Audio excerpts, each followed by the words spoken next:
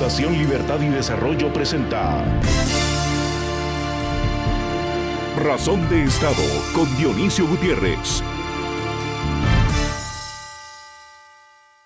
Al final de la década de los 80, con excepción de los sospechosos conocidos, los pueblos de América Latina celebraban la apertura democrática con la llegada al poder de regímenes civiles, nacidos de elecciones razonablemente libres. En aquellos años no fueron las élites ni la presión extranjera lo que logró la democratización política del continente. Fueron movimientos populares, ciudadanos, hombres y mujeres humildes, abatidos por la represión de las dictaduras, cansados de su corrupción y desesperados por la falta de libertad. América Latina coincidió en aquel momento de su historia en el objetivo de fundar repúblicas democráticas, con anhelo de libertad, progreso y modernidad. La dimensión política estaba resuelta. El problema lo presentó la dimensión económica. La mayoría de los países del subcontinente estaban excesivamente endeudados y con procesos inflacionarios fuera de control, que afectaban de forma dramática la vida diaria de los latinoamericanos. En los 90 y durante los primeros 20 años del siglo XXI, América Latina tuvo periodos de gran crecimiento económico, pero por un lado no fue suficiente ni consistente, y por otro, la política entró en un laberinto de incapacidad, populismo y corrupción imparables hasta el día de hoy. Cuando la política empezaba a funcionar como a finales de los 80, la economía falló y a partir de entonces nunca se pusieron de acuerdo. Cuando la economía ha ido bien, la política y los políticos incumplen, abusan y decepcionan. Las dimensiones política y económica son inseparables y las dos deben funcionar correctamente para evitar que las democracias naufraguen en el desagüe del autoritarismo, la demagogia y el populismo. La estabilidad democrática solo es posible cuando se tiene un modelo de desarrollo que se funda en el honor, la capacidad y la decencia en la política y en el crecimiento económico a través de la inversión, la creación de oportunidades, la atención a los problemas sociales y la certeza jurídica en un marco de absoluto respeto a la libertad. Es por eso que el desarrollo económico y humano debe ser la primera responsabilidad política y moral del Estado, pues la pobreza, el desempleo y la ignorancia son las condiciones que destruyen la democracia y amenazan la libertad. 2022 encontró muy lastimadas a la política y la economía del continente. La primera está hundiendo más a la segunda, pues la amenaza populista avanza por la falta de líderes con visión de Estado para tener un modelo de desarrollo exitoso. Y por eso la democracia, el escaso bienestar alcanzado y la libertad están en peligro. Hoy, el mundo nos ve como una región inestable, poco confiable, con economías débiles e insuficientes, en su mayoría con gobiernos autoritarios y populistas, contaminados de corrupción y crimen transnacional. Y es que en realidad en América Latina vamos contra la razón y la historia, como si el subdesarrollo fuera el objetivo. Es difícil ser libres y estar luchando por construir repúblicas democráticas siendo pobres. Así, la democracia es frágil y la libertad precaria. Si el crecimiento económico y la estabilidad política son la mejor defensa de la democracia y la libertad y representan el único sistema capaz de aliviar los problemas sociales, uno se pregunta, ¿qué esperan los líderes, los estadistas, los mejores de cada sociedad para diseñar y promover las reformas necesarias y el modelo de desarrollo que mejor sirva a su país? La libertad plena solo florece en la prosperidad que ofrecen la democracia republicana y el crecimiento económico. Esta es la ecuación que genera optimismo, produce soluciones y ofrece esperanza a los pueblos.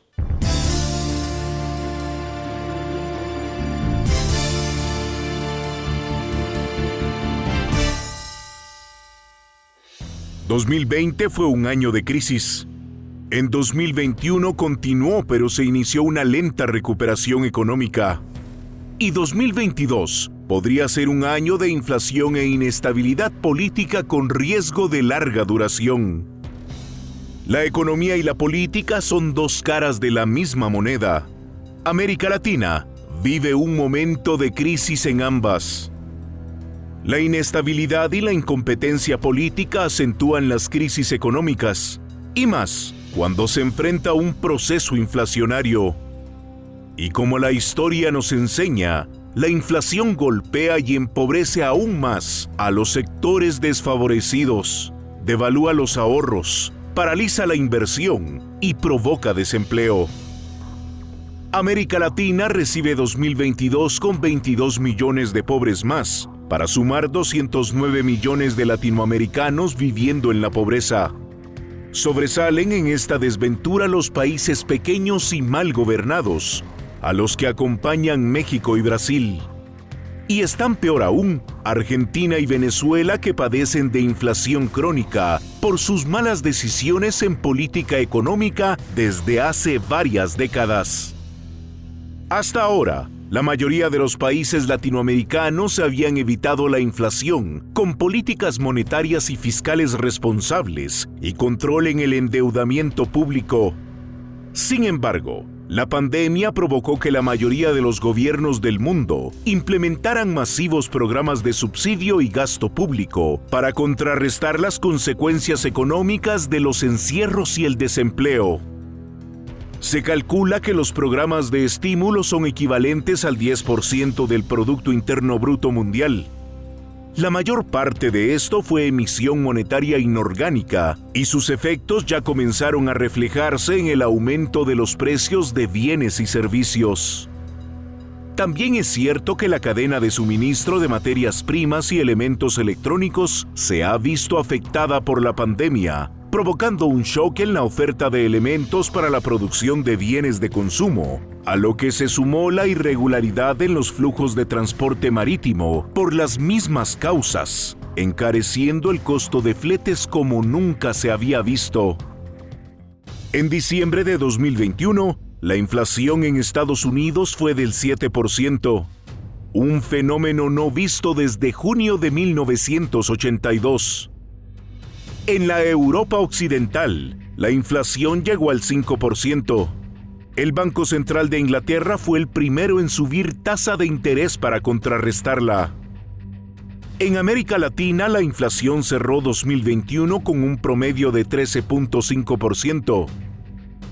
Los optimistas confían que una vez se estabilicen los niveles de producción y se recupere el transporte marítimo global a niveles prepandemia, la inflación se detendrá. La Reserva Federal de los Estados Unidos y otras autoridades monetarias del mundo afirmaron que se trataba de algo transitorio, pero la realidad está demostrando lo contrario. Algunos analistas serios opinan que la inflación no es un fenómeno temporal, sino una consecuencia de los programas de estímulo de gobiernos y las gigantescas emisiones monetarias del 2020 y 2021, que aumentan la demanda de bienes y servicios a niveles que provocan un fenómeno inflacionario. En cualquier caso, los bancos centrales deberán tomar medidas en 2022 para contrarrestar la inflación. Se espera que incrementen los tipos de interés para frenar la tendencia y recuperar confianza en la economía. A pesar de que se encarecerá el crédito y contendrá la recuperación, esto se considera un mal menor. No obstante, debemos recordar que la inflación altera la estructura de precios de la economía, destruye los ahorros, y su peor consecuencia es que afecta a los estratos más pobres de la sociedad. El reto de 2022 será lograr estabilidad y equilibrio entre la política y la economía para generar confianza, ordenar las finanzas públicas, ofrecer certeza jurídica a la inversión, aliviar los graves problemas sociales y dar rumbo y consistencia a la recuperación, sin olvidar que la política y la economía son dos caras de la misma moneda.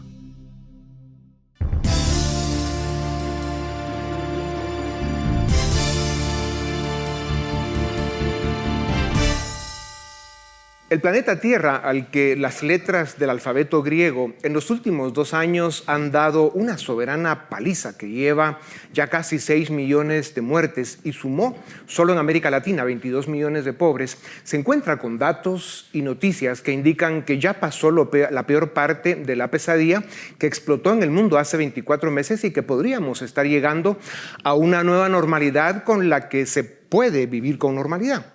Ahora bien, cuidado con el final de los grandes eventos y más cuando vienen de la naturaleza. Esperemos que en este caso sea rápido y sin más dolores ni costos. Lo que sí nos está dejando este quebranto natural es una economía global comprometida, confundida y debilitada. Los gobiernos del mundo, de forma extraordinaria, se endeudaron y emitieron moneda inorgánica que al final, por unas y por otras, es dinero que llega a las manos de la gente y lo gasta.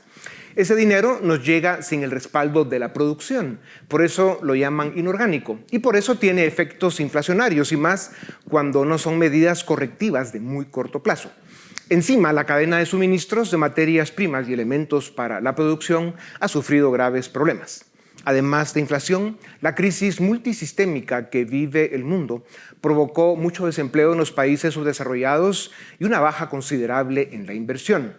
Para hablar sobre estos temas relevantes, tengo el gusto de presentarles desde Buenos Aires, Argentina, a Adrián Rabier, doctor en Economía Aplicada, máster en Economía y Administración, autoridad académica, escritor y profesor en varias universidades del continente. Doctor Rabier, bienvenido a Razón de Estado. Llevas años estudiando la historia económica del mundo. ¿Cómo ves esta crisis? ¿A cuánto puede llegar la inflación? Si es grave, ¿qué impacto tendrá en la vida de las personas? ¿Y cómo se corrige? Pregunta fácil. Bueno, muchas gracias por este espacio. Está claro que en el año 2020 el mundo ha sufrido una crisis como consecuencia del COVID-19. El 2020 ha mostrado en muchos países del mundo una caída de la actividad económica y del empleo sin precedentes, o tenemos que remontarnos a la crisis del 30, realmente ha habido una caída de actividad y empleo fenomenal. Y los bancos centrales del mundo, la Reserva Federal, el Banco Central Europeo y los bancos centrales de cada país, han tratado de enfrentar la situación económica con una enorme inyección de liquidez, lo que dio un alivio en ese año 2020 para tratar de contener con políticas públicas y sociales la situación, pero dejándonos, como bien decía, con un problema para el futuro. Esa inyección de liquidez fue muy agresiva. La Reserva Federal de los Estados Unidos, para enfrentar la crisis del 2008, ya había aplicado políticas de enorme liquidez desde el 2008 hasta el 2016. La tasa de interés estuvo en el 0% en Estados Unidos. El Banco Central Europeo siguió con esa política. En 2016 quisieron aumentar la tasa de interés, pero se dieron cuenta que iba a tener un efecto en la actividad económica muy negativo. Entonces subieron la tasa, pero inmediatamente la volvieron a bajar. Y ya había mucha preocupación en los analistas de que la liquidez que había inyectado la Reserva Federal en un sistema patrón dólar que tenemos hoy en el mundo, entre 2008 y 2019 ya era muy agresiva y estaba el desafío de cuándo subir las tasas de interés y el problema que iba a ocurrir después. Y bueno, el 2020 con el COVID generó más interés, más necesidad de liquidez, lo que nos deja ahora en un escenario de fuerte presión inflacionaria. Complejo. Doctor Rabier, América Latina sumó 22 millones de pobres más por la crisis para llegar a un 33% de pobreza en el subcontinente. Estamos recibiendo el impacto de la inflación, hay desempleo y la izquierda populista está tomando el poder político en casi todos nuestros países. ¿Se puede llamar a esto la tormenta perfecta y cómo se enfrenta? Bueno, efectivamente se enfrentó el COVID, todo el problema del coronavirus, con políticas sociales, con mucho colectivismo, con políticas populistas. Y en general estamos viendo que todos estos populismos, al menos en el resultado electoral de una próxima elección, van a estar muy comprometidos. La gente creo que hoy tiene perspectivas muy negativas para con los gobiernos que han cercenado libertades y demás. Yo soy un poco optimista de que el resultado electoral de estos populismos que han aplicado estas políticas tan negativas para la sociedad finalmente sean castigados en las urnas cuando llegue el momento. Dicho eso, doctor Javier, los liberales digamos, señalamos lo desastroso y destructivo que es el populismo, claro, también coincidimos en que esa ayuda que dieron los gobiernos en la primera etapa de la pandemia fue necesario porque encerraron a la gente y mucha de ella, sobre todo el 70% de la población económicamente activa, que en el caso de la región un poco del centro de la América, pues trabajan en la mañana para comer en la tarde, ¿no? Y esa gente pues necesitó apoyo. Pero bueno, la historia nos enseña que existe una simbiosis entre la política y la economía y que cuando las cosas van mal, la situación se puede complicar mucho, especialmente en países como los de la América Latina, por la forma en que operan nuestros políticos. Cuando la economía entra en crisis, se pueden provocar cambios políticos radicales. Y cuando la política decae y decepciona, lo cual es común en esta parte del mundo, la economía sufre. De muchas maneras, América Latina lleva años atrapada en esta dinámica que realmente es un perverso círculo destructivo. Autoritarismos, populismo, corrupción de derechas e izquierdas son cada vez más la norma. Sin duda está ganando la izquierda populista, como ya lo comentábamos. ¿Cómo se rompe? ¿Cómo se detiene este círculo vicioso? En un marco de ausencia de libertad y falta de certeza jurídica, la economía está condenada al fracaso. Cuba, Nicaragua y Venezuela son dramáticos ejemplos. Hay que salvar primero la política, o sea, la democracia liberal y republicana, para poder levantar la economía. Bueno, si uno mira América Latina, yo creo que hay dos grupos de países. Por un lado estaba Venezuela con Chávez y luego Maduro, por supuesto Cuba, está Ecuador con Correa y su sucesor, luego estaba Bolivia con Evo Morales, Argentina con el kirchnerismo, es el populismo más extremo. Del otro lado se veía la Alianza del Pacífico, donde veíamos un Chile, Perú, Uruguay, Colombia, México, Guatemala, con un modelo más abierto, más cercano al NAFTA, con libre comercio, con estabilidad monetaria y con mejores resultados económicos. Yo siempre decía, algunos años atrás, que la diferencia en los resultados, en lo económico, lo político y lo social, iba a ser que finalmente los países populistas cambiaran hacia la Alianza del Pacífico. En algunos países está pasando. Ecuador abrazó la dolarización, puso un límite al populismo y finalmente hoy cambió su modelo económico o está cambiando hacia menos populismo y más hacia una economía de mercado.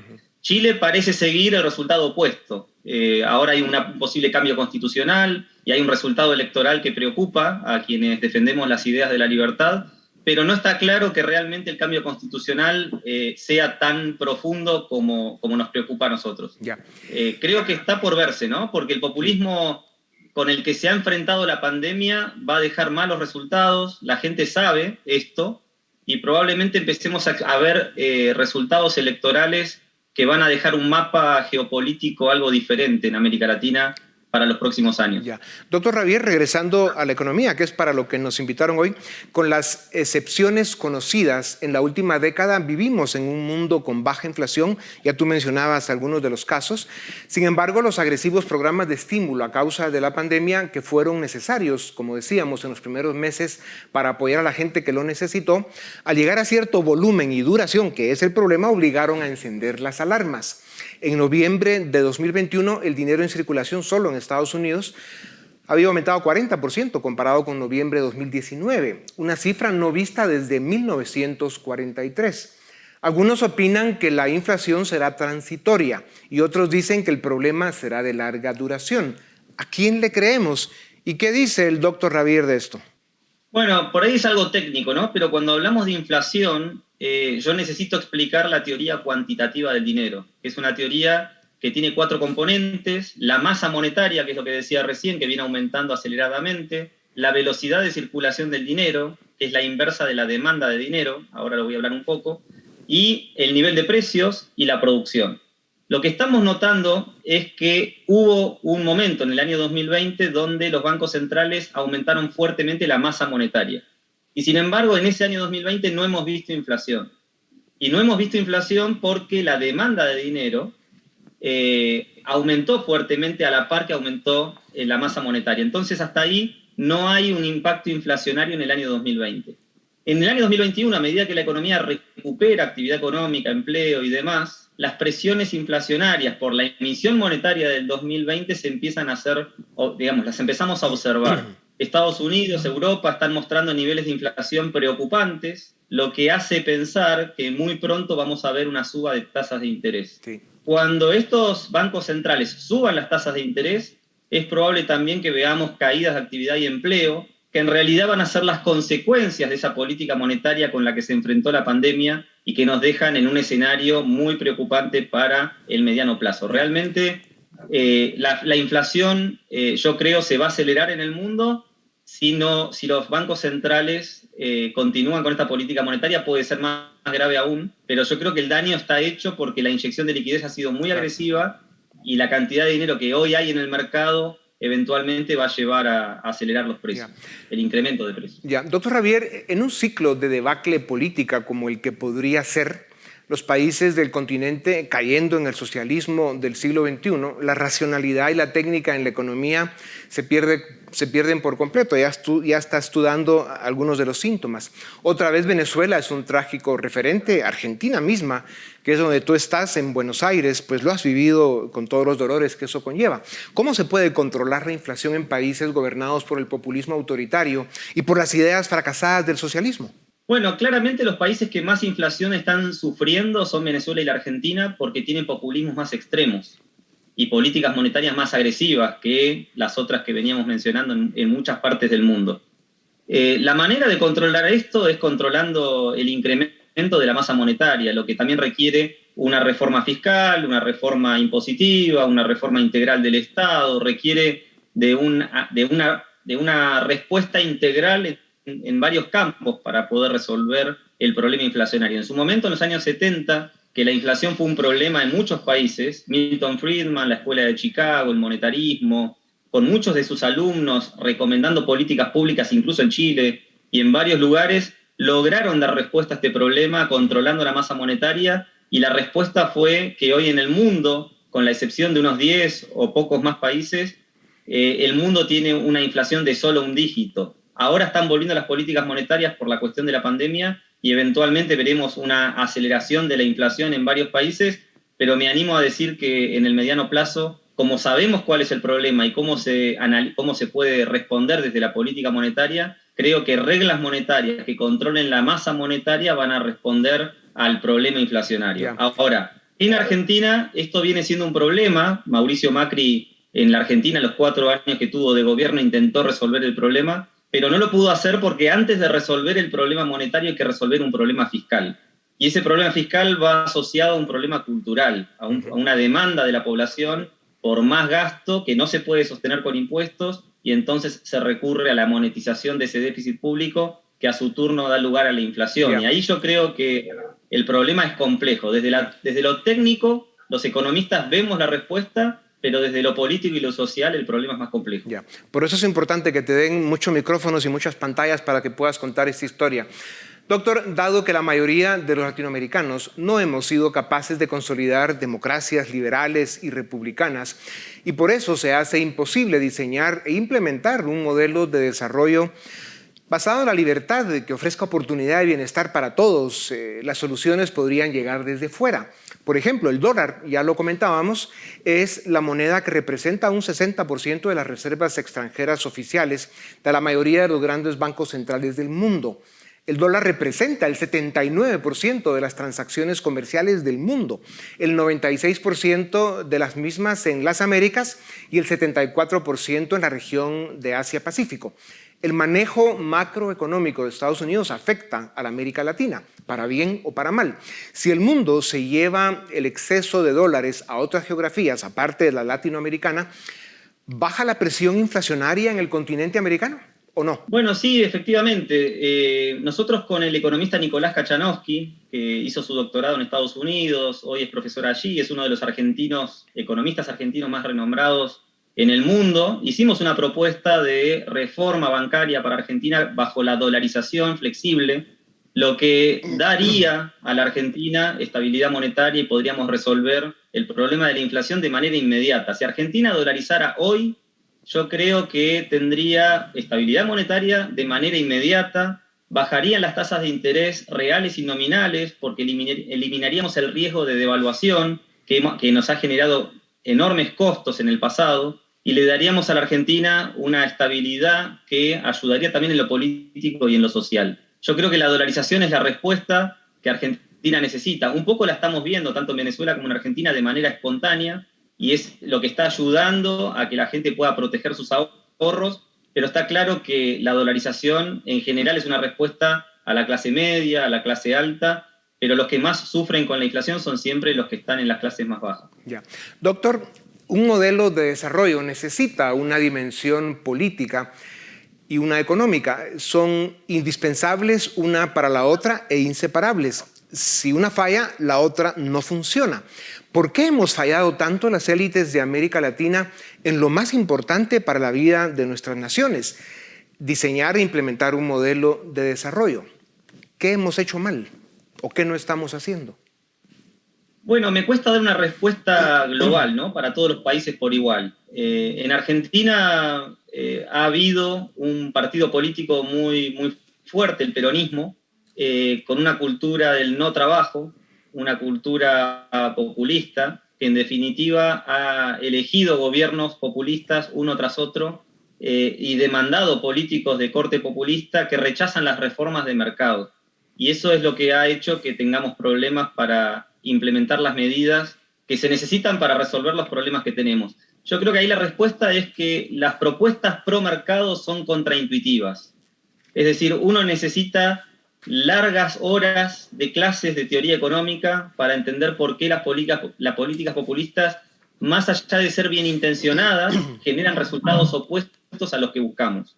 En cambio, las reformas de mercado, que en principio parecen tener costos y problemas sociales, la realidad es que en el largo plazo ayudan, en el mediano plazo y en el largo plazo ayudan a la sociedad a vivir mejor. Creo que se necesita educación económica para resolver este problema.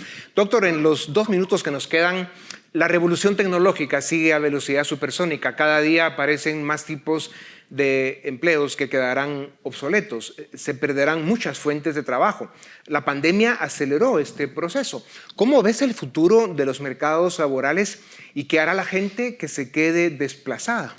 Yo no creo que sea un problema. En su momento la revolución industrial hizo que mucha gente perdiera los trabajos que conocía, pero automáticamente se generaron nuevos empleos en cantidades de industrias que no solo sustituyeron a los trabajos que había preexistentes, sino que crearon nuevos empleos. Joseph Schumpeter habla de una destrucción creativa. Es como que si en el momento en el que llegaron los automóviles, se terminaron los empleos que daban lugar a las carretas. En el momento que llegaron las computadoras, se terminaron los empleos asociados a las máquinas de escribir.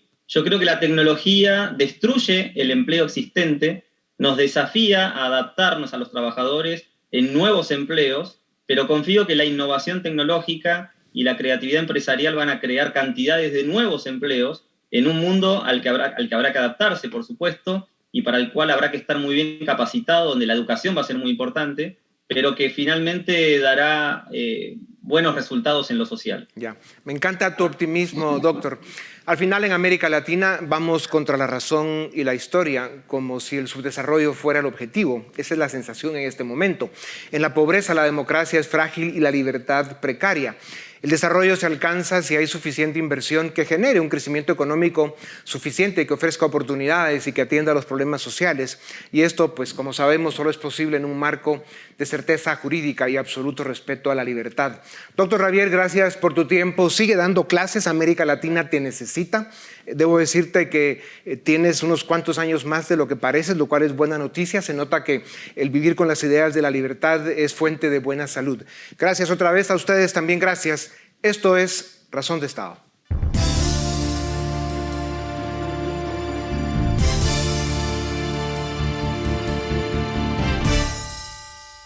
Bienvenidos al debate en Razón de Estado. Hoy vamos a hablar sobre la inflación, cómo entender ese fenómeno que está afectando a prácticamente todas las regiones del mundo. Y para ello contamos con 2 expertos, dos economistas. En primer lugar, Olav Dismark, director de CADEP de la UFM y profesor universitario, y Ricardo Rodríguez, analista económico senior de CABI. A ambos muchas gracias por estar en Razón de Estado. Olav, quisiera empezar primero contigo.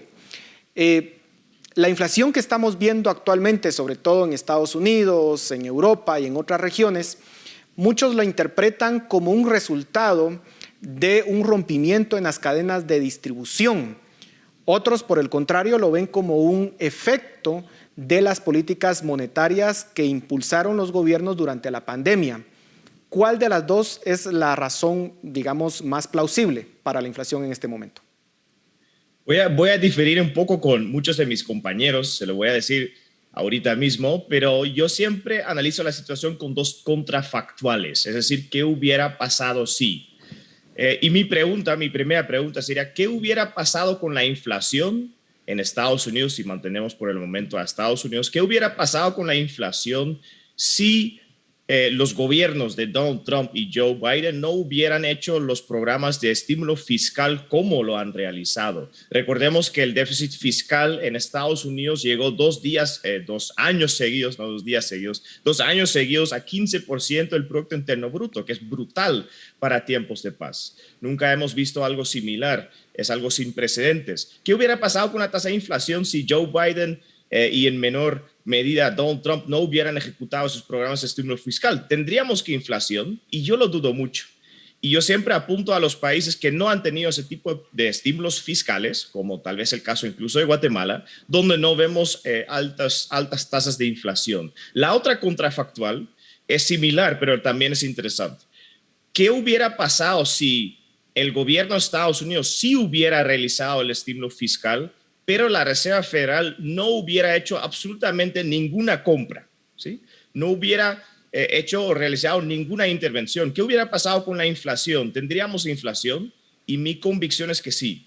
Yo creo que el déficit fiscal aquí es clave. Y puede ser que la intervención de la Fed sí tuvo consecuencias. Nadie está negando eso. A lo mejor la tasa de interés que está pagando hoy día los Estados Unidos sobre su deuda pública es menor que en ausencia de las intervenciones de la Fed. Pero creo que esas dos contrafactuales te contestan tu pregunta, Paul. Yo creo que es una inflación fiscal que estamos viviendo. Ricardo, ¿cuál es tu visión? ¿Coincides o difieres? Sí, aunque yo sí creo atribuirle un poquito más de responsabilidad o pues diciendo las cosas como son, irresponsabilidad a las autoridades monetarias y específicamente o en mayor medida a la Reserva Federal, pero sin duda es esa combinación de pues el estímulo tan fuerte de la vía fiscal aunado o financiado vía impresión monetaria desde la Reserva Federal. Y a eso creo que también hay que sumarle, aunque en menor medida, el primer causal que mencionabas, que también pues no se debe dejar de mencionar también las disrupciones que ha habido en oferta y demanda, y específicamente en oferta por el tema de la pandemia. Pero creo que, o sea, poniendo en el balance o atribuyendo responsabilidades, creo que me voy más por la vía monetaria y fiscal más que por las consecuencias de la pandemia. En ese sentido, ¿cuál sería la perspectiva a futuro? La Reserva Federal y los bancos centrales alrededor del mundo, cuando inicia estas presiones inflacionarias, indicaban que era un fenómeno temporal. En diciembre la Reserva Federal dice, bueno, de pronto no es temporal y vamos a aumentar pronto las tasas de interés.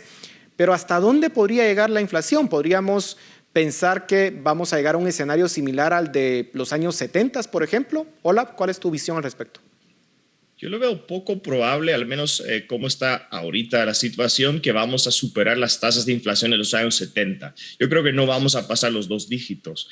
Y yo creo que al final estamos en un contexto todavía deflacionario, que es un poco raro que lo esté diciendo yo, pero yo creo que estamos en un mundo, en una economía global, donde tenemos un China que claramente tiene una economía que está cada vez en mayores problemas. Y creo que esos problemas en China van a afectar el crecimiento económico y también la presión al alza para muchos precios en nuestras economías, entre ellos tal vez los precios energéticos. Recordemos, por ejemplo, que el auge en construcción en China mueve en gran parte los precios de muchas materias primas, como el cobre, como el hierro, etcétera, etcétera, etcétera. Si a China le va mal en los próximos años, vamos a tener presiones deflacionarias. Y luego hay otras complicaciones. que tal vez no son del lado monetario, ¿no? Tenemos el tema de los semiconductores, que claramente también está teniendo su impacto en los mercados. Gran parte de la tasa de inflación actual en Estados Unidos, si lo desglosamos, resulta que es del incremento en los precios de carros y carros de segunda mano. Y vemos una increíble demanda por carros de segunda mano a raíz de la misma escasez de semiconductores. Eso no son problemas realmente que pueden resolver la Fed.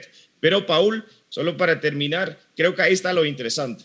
La Fed tiene una meta inflacionaria de 2% al año, más o menos porque a lo largo de los años lo han tomado cada vez menos en serio. Y significa que aunque la Fed no sea el culpable de la inflación actual, igual tendrá que actuar.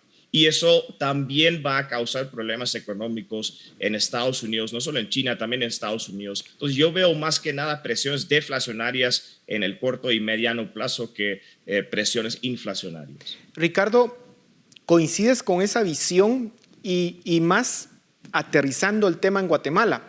Vemos que en Estados Unidos pues, la inflación está históricamente alta. En muchos países de América Latina la inflación todavía no llega a los 2 dígitos, pero ciertamente está en algunos casos en el doble del promedio de los últimos 5 años. Pero en el caso de Guatemala es muy interesante notar que en el 2021 la inflación cierra por debajo de la meta establecida por el Banco Central, es decir, una inflación muy moderada. El común de la gente piensa que los precios están incrementándose bastante, pero eso no se ve reflejado en las cifras oficiales de inflación. ¿Qué está pasando? ¿Estamos midiendo mal la inflación? ¿Tenemos que actualizar la canasta con la cual se mide la inflación? ¿O pues somos una excepción y realmente porque no hicimos estímulos fiscales o monetarios tan agresivos como otros países, pues la inflación está bajo control? ¿Cuál es tu perspectiva, Ricardo? Sí, vamos a ver, solo para aterrizar muy brevemente con la primera pregunta, digamos, con la visión a largo plazo, yo tampoco coincido o tampoco creo que se llegue a Estados Unidos a una inflación de 2 dígitos, pero sí creo que es probable que se mantenga en una inflación similar a la que estamos viendo actual o con una leve moderación, pero que igual estamos hablando de la mayor cifra de inflación en Estados Unidos en 40 años. Entonces, aún manteniéndose en los niveles actuales es un escenario económico bastante preocupante y que genera lo que es de esperarse, que vaya a haber una desaceleración en torno a lo que se venía viendo en 2021. Y que obviamente, pues, siendo la economía más grande del mundo, también tendrá consecuencias para el resto del mundo, incluyendo países como los nuestros. Ahora, en torno a la inflación en Guatemala, creo que vale la pena iniciar mencionando que la estructura de composición de la inflación es totalmente distinta en Guatemala de como lo es en el primer mundo, en Estados Unidos, por ejemplo. Entonces, por ahí parte del rubro que tiene más peso en el cálculo del IPC es alimentos, que tiene un peso de alrededor de 28-29%, y pues los datos, al menos los publicados, reflejan que los precios de los alimentos al menos no han tenido tanto incremento. Obviamente sí se reflejan incrementos en transporte, en combustible, cosas inobviables e indiscutibles que hemos estado viendo durante el año pasado, pero al menos el tema de los alimentos pues pareciera que se ha mantenido estable. Ahora, yo lo que espero es de que esto al final es que tanto tiene ese delay en el paso del aumento de costos al productor y traslado al consumidor. O sea, yo lo que esperaría es de que eventualmente durante este año se vaya a ver lo que no sucedió en 2021, que es ese aumento de precios, porque el aumento en los costos para la producción es indiscutible, ¿verdad? Entonces, probablemente lo que sí vale la pena hacer es, y entiendo que se tiene programado, es una actualización a la estructura del IPC para acoplarse a patrones de consumo más acorde a la realidad actual, y eso pues pudiera reflejar otros datos. Olaf, si bien tenemos una estructura muy distinta, una estructura de consumo muy distinta a la que tienen los países desarrollados, lo cierto es que también muchos de nuestros países resultan padeciendo de inflación importada. ¿Por qué? Porque las materias primas pues, se compran en los mercados internacionales y el precio de las materias primas ahorita está por las nubes. ¿Cómo explicar que no se haya trasladado gran parte de ese incremento en el precio de las materias primas al consumidor final en Guatemala? Sí, yo creo que al final es un tema de, bueno, es una buena pregunta, Paul, para empezar. Y es cierto, si hacemos la comparación con el 2008, siempre le recuerdo a todos mis estudiantes también que en el 2008 tuvimos un precio por barril de petróleo de, creo yo, de $150.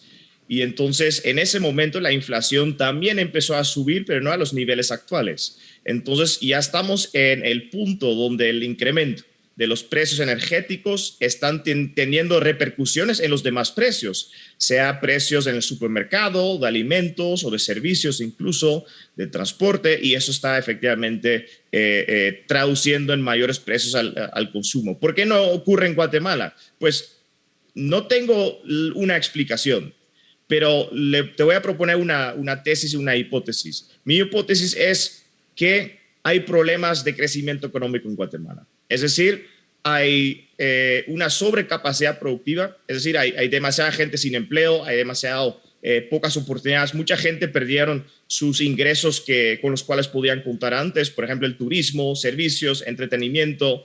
Y entonces tenemos una economía donde muchos de esos trabajadores trasladan a sectores donde hay trabajo. Pero significa que esto crea también esta presión deflacionaria de la cual estaba hablando antes, pero en este caso dentro de Guatemala. Entonces es cierto, tal vez los precios de combustible pueden aumentar. Es cierto, puede tener repercusiones en los precios del transporte. Es cierto, pueden subir por lo tanto los precios al consumo, pero hay otro factor aquí en juego, que es la debilidad económica que estamos viviendo en Guatemala y que es una presión contraria. Creo que ahí está la explicación, pero como dije, es una tesis, no tengo la respuesta final. Lo cierto es que en el mundo, pues la inflación es un tema que se está discutiendo ampliamente. Y hay algunos autores, recientemente The Guardian publicó un artículo de una economista bastante famosa de MIT, en donde decía que el tema de la inflación se le tiene que combatir a través de precios máximos. Ella ponía como ejemplo el hecho de que las empresas en Estados Unidos están reportando ganancias históricas, exorbitantes. Y entonces lo que decía es, ante esas ganancias, lo que están haciendo las empresas es aprovechándose del consumidor, incrementando los precios y por tanto la solución tienen que ser precios máximos, es decir, establecer un precio al cual no se pueda vender por encima de ese límite. Ricardo, ¿qué opinas de esa idea? Definitivamente, totalmente en contra, lo hemos venido diciendo en CADE desde que empezamos a monitorear estas alertas de inflación, que esa sería la peor de las soluciones. O una de las peores, o sea, lo que te hace establecer precios tope es pues, limitar la oferta y crear un mercado secundario totalmente desregulado, digamos, mercado negro, que no, o sea, no es lo que compete, ¿verdad? No es la solución, definitivamente no, pues estaría totalmente en contra y recomendaría bastante fuertemente que no se vaya a implementar una solución de esa vía. Hola. Pues ya se están haciendo en Europa, en algunos países están imponiendo precios topes, pero las consecuencias esta vez no van a ser diferentes. Solo antes de contestar la pregunta, quería recordar también el tema de la medición de inflación en Guatemala. Yo creo que esto también debe ser una llamada al Banguat, que se encarga de medir el Producto Interno Bruto del país, de ser más transparente con el deflactor del Producto Interno Bruto. Suena muy técnico, pero dentro de los cálculos del Producto Interno Bruto del Banguat, implícitamente tenemos una tasa inflacionaria. Yo creo que se debería de publicar esa tasa explícitamente para luego compararla con el índice de precios al consumo. Si hay una brecha muy grande, claramente el cálculo está equivocado. Y si el cálculo está equivocado y estamos subestimando la inflación, eso solo va a generar más demandas por precios topes. Los precios topes no resuelven nada porque lo único que hacen es efectivamente castigar a los productores a vender y producir dentro de Guatemala. Vivimos en un mundo global. Si ponemos un precio tope al combustible, no va a llegar combustible a Guatemala. Así de sencillo. Y eso no es para el bien del país, es algo que perjudica las oportunidades dentro del país. Tenemos que evitar esas políticas populistas y por eso también me opuse fuertemente a los subsidios al gas. Yo creo que es mucho más factible hacer algo más estructural, una bajada de impuestos, por ejemplo, para aliviar la población guatemalteca, el incremento en el costo de vida, pero no vayamos a subsidiar productores individuales, no vayamos a imponer precios topes, porque con eso no resolvemos absolutamente nada, es decir, Es más, vamos a causar más problemas. Ahora, ambos coinciden en que posiblemente las tasas inflacionarias no lleguen a los mismos niveles de 1900 o de la década de los 70s.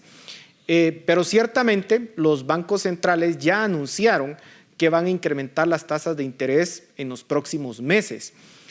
¿Pondría eso en riesgo la recuperación económica?